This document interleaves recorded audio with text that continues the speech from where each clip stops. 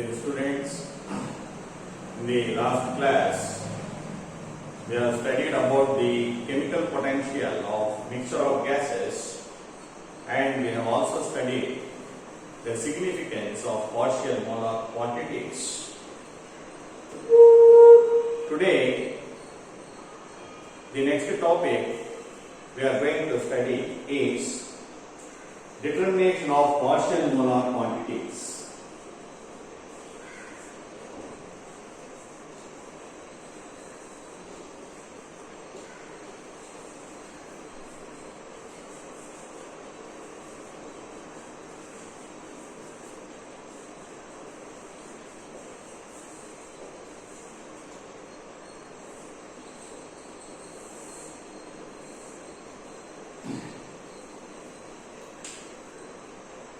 The importance of partial molar properties arises from the total value of any state function.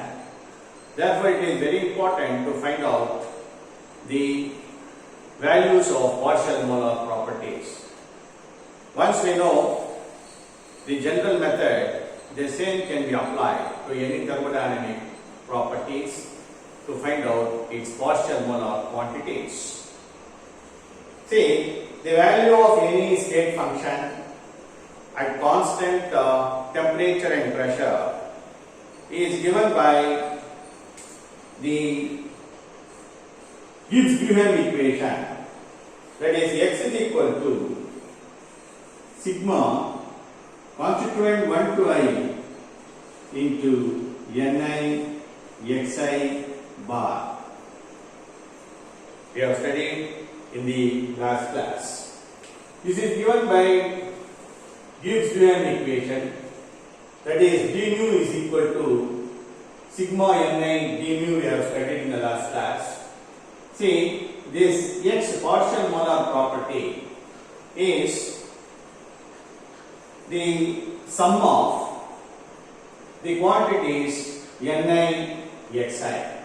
What is this xi? Xi is nothing but this is partial molar property of the first constituent, partial molar property of the second constituent, going on. We can write down depending upon the number of constituents present in the system.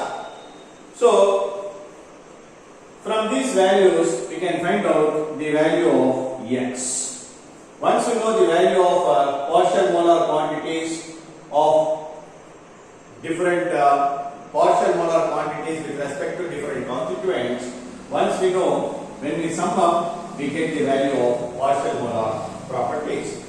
So therefore, for a single pure substance, the partial molar property is nothing but it is the value per mole of the substance. So for a single substance, okay, the partial molar quantity is nothing but the molar quantity, or partial molar quantity becomes equal to its value per mole for a pure substance.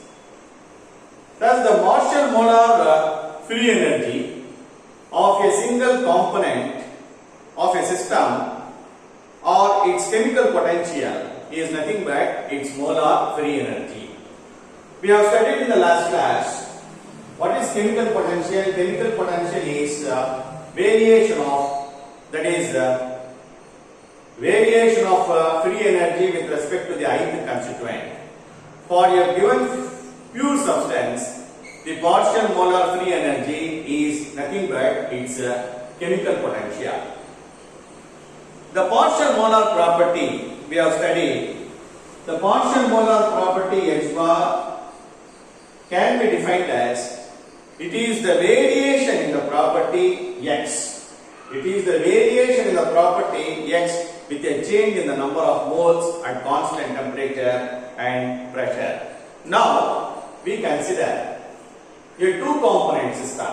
Okay, it consists of two constituents, and the number of moles are taken as N1 and N2. To find out or to determine the partial molar quantity of a two-component system, okay, we can find out the partial molar quantity at any given composition. Usually, if we have a two component system, okay, if you have a system having two components,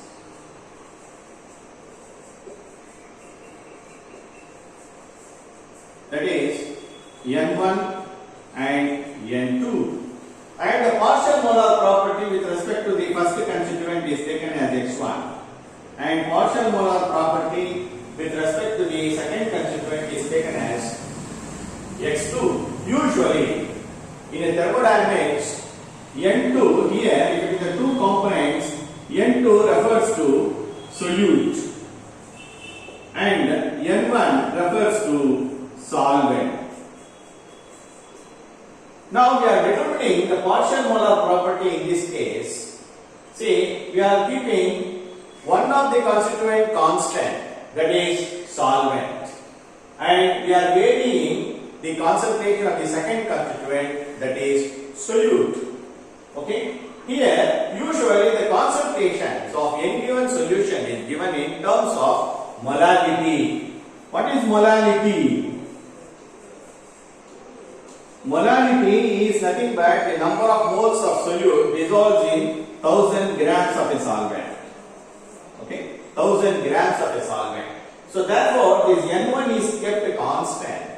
We are varying the concentration by varying the number of moles of solute. Okay? That is, we are varying the N2 varies. This is varies and this is constant. That is, usually the concentration is given in terms of molality. Okay? M. The molality M is nothing but number of moles of solute in 1000 by M1 moles of solvent. 1000 by M1 quantity of solvent. What is the M1? M1 is the molecular weight of its solvent. Okay, where M1 is the molecular weight of the solvent. Now N1 is kept constant. We are varying the concentration of N2 and thereby we are finding out the partial molar properties of these two component system. See here, the variation of partial molar property. Any given property, it may be free energy, it may be volume, or it may be internal energy, or it may be enthalpy or entropy, whatever it is. Generally I have written X. It changes with respect to the number of moles of solute, but the number of moles of solvent kept constant. Automatically it will be equal to the change in thermodynamic property with respect to the molality. What is this molality? Molality is due to the variation of number of moles of solute. So therefore, if we know the experimental values of X, okay, if you know the experimental values of X for various molalities, okay, for various molalities are known, we can easily find out the value of partial molar property. Now the slope, when we plot the slope, when we plot the value of partial molar property against the molality of the solute, okay, from the slope of this line, we can easily find out the partial molar quantity of X2 dash. Okay, from the slope, this is called the slope. This slope will give you the value of partial molar property of the solute. Once we know the value, the partial molar properties at different concentration values is known. Once we know the value of a partial molar property of the second constituent, we can easily find out the partial molar quantity of the first constituent, that is solvent. Now, how to find out this? For example, if I plot the volume of the solution, if you want to find out the partial molar volume, if I plot the value of volume in the y-axis, see,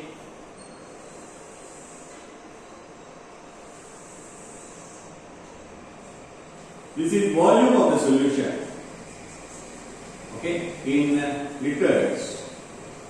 And molality. Okay, in molality.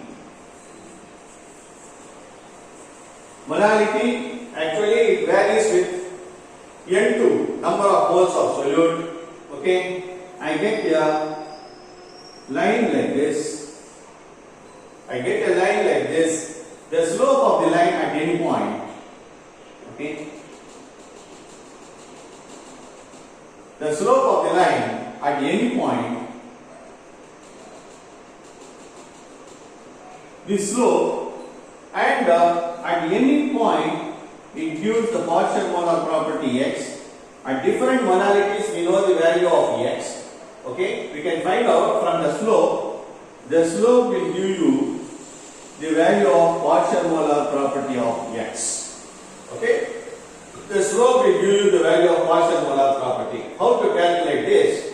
We can easily calculate. We are calculating here the partial molar quantity of the solute is known. I take you from the slope, the partial molar property of the solute is known. We can easily find out the partial molar volume, partial molar quantity of the first that is called first constituent, that is nothing but the solvent. Using this, how to find out this equation? We are using this equation. We know that a general Gibbs-Duhem equation, that is G is equal to N1 G1 bar plus N2 G2 bar. I can go on write it down like this. We have studied. Okay, that is, I am writing on here.